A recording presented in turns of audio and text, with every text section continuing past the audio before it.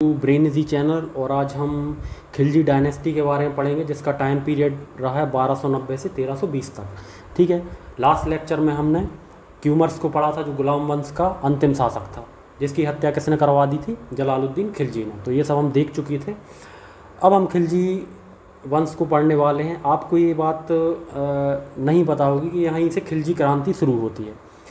Last जो इलवरी वंश था, उसका जो एक अधिकार होता है वो ख़त्म हो जाता है। इसके बाद हम जलालुद्दीन खिलजी पर आते हैं। तो जलालुद्दीन खिलजी का जो कार्यकाल रहा है 1290 से 1296 तक रहा है। ठीक है।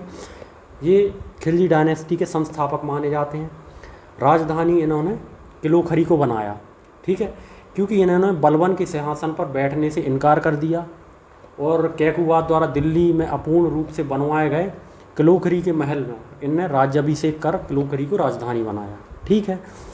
जब ये शासन पर बैठे थे या तख्त पर बैठे थे, तब इनकी जो आयु थी वो 70 वर्ष थी। ठीक है। इनकी जो आंतरिक और बाह्य नीतियाँ थीं वो काफ़ी नरम थी।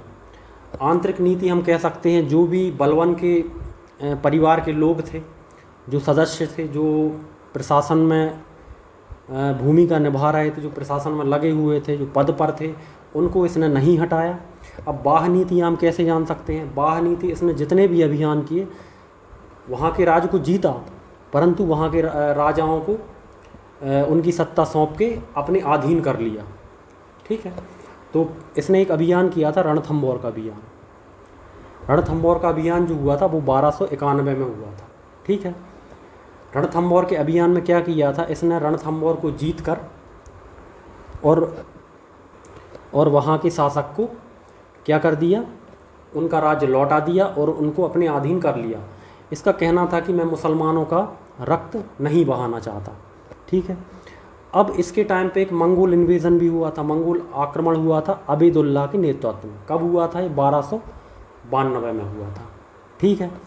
अब आगे हम बढ़ते हैं। हाँ, एक चीज़ और मैं बताना भूल गया। जब मंगोल आक्रमण हुआ था अबेदुल्ला के नेतृत्व में, तो इसने सिंध के किनारे मंगोलों को परास्त कर दिया या हरा दिया। मंगोल ने क्या है, इसकी अधीनता स्वीकार कर ली और वो मुस्लिम बन गए। अब हम आगे आते हैं अली गुरसपा। अली गुरसपा जो था, अलाउद्दीन खिलजी, ये जलालुद्दीन का भतीजा और दामाद था। ठीक है। गढ़ा माणिकपुर का सूबेदार था। अली गुरसपा ने बिना जलालुद्दीन की अनुमति के 1292 में मालवा पर आक्रमण किया। मालवा के जो भील्स है, जिसे हम विदिशा कहते हैं, विदिशा पे इसने क्या किया था? आक्रमण किया था। ठीक है। विदिशा पर आक्रमण किया, तो जिससे खुश होकर जलालुद्दीन खिलजी ने इसको अवध का सूबेदार बना दिया। ठीक है। अब आगे हम बढ़ते हैं देवगिरी पर आक्रमण। इसने क्या किया कि देवगिरी पर भी आक्रमण किया। कब किया? 1296 में। ठीक है। और वहाँ के जो शासक थे, कौन थे शासक? राजा रामचंद्र देव। उनको क्या कर दिया? परास्त कर दिया। ठीक है। और वहाँ की धन संपत्ति इसने लूटी। ठीक है।